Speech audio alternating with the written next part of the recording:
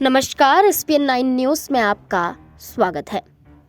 1991 में मणिपुर में शराबबंदी की गई थी, लेकिन शराबबंदी के बाद उठती समस्याओं को देखते हुए इसमें बड़ी छूट दे दी गई। 1995 आंध्र प्रदेश में भी शराबबंदी हुई थी, लेकिन इस शराबबंदी के फैसले को वापस ले लिया गया था। 1996 हरियाणा में भी शराबबंदी हुई थी, लेकिन 2 साल के अंदर ही इस फैसले को वापस लेना पड़ा। अब बारी क्या बिहार की है? क्या बिहार में होगी शराबबंदी? क्या नीतीश कुमार को अपने फैसले से हटना पड़ेगा?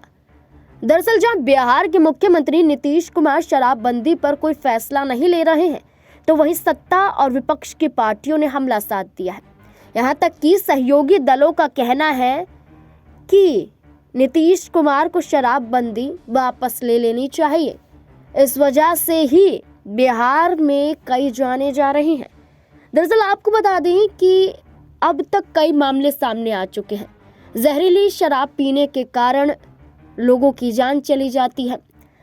हाल ही में एक मामला सामने आया है सिवान से, जहां पर जहरीली शराब पीने के कारण कई लोगों की जान चली जाती है और लगभग 2 व्यक्तियों की आंखों की रोशनी तक चली जाती है। परिजन विरोध प्रदर्शन करते हुए नजर आते हैं। इस पर कोई संज्ञान नहीं लिया जाता है। एक और मामला सामने आता है नालंदा मेडिकल कॉलेज से।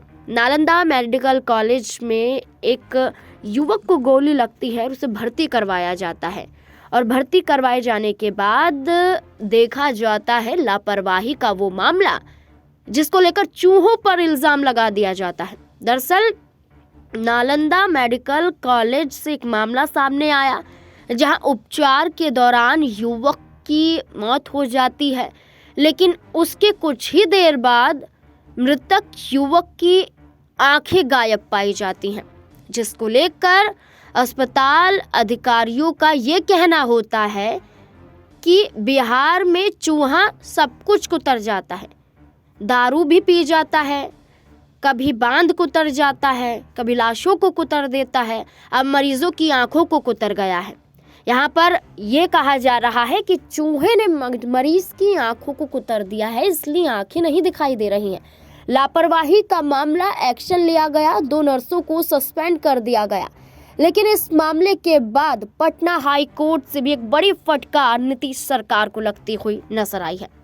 दरअसल आपको बता दें, पटना हाई कोर्ट में एक मामले को लेकर बड़ी सुनवाई हो रही थी। इंस्पेक्टर मुकेश कुमार पासवान के खिलाफ डीजीपी के जरिए किए गए सस्पेंशन और डिमोशन के आदेश को रद्द कराने की याचिका पर सुनवाई थी। इस दौरान पटना हाई कोर्ट के जज द्वारा तीखी टिप्पणी की जाती है। न्यायमूर्ति कहते हैं कि भारत के संविधान का अनुच्छेद 47 जीवन स्तर को ऊपर उठाने और बड़े पैमाने पर सार्वजनिक स्वास्थ्य में सुधार करने के लिए राज्य के कर्तव्य को अनिवार्य बनाता है। कोर्ट ने साफ तौर पर कहा है कि बिहार निषेध और उत्पाद शुल्क अधिनियम 2016 अपने उद्देश्य से भटक गया है।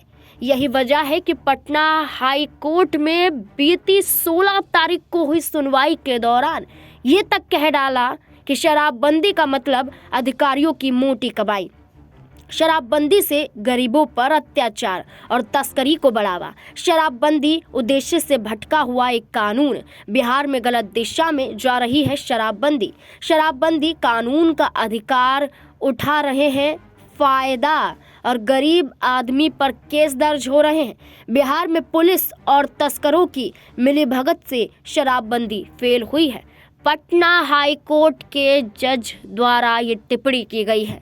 शराबबंदी के खिलाफ पटना हाई कोर्ट से भी एक बड़ा बयान सामने आया है। बड़ी फटकार लगी है, और सिर्फ इस वजह से क्योंकि शराबबंदी से कई मामले सामने आए हैं।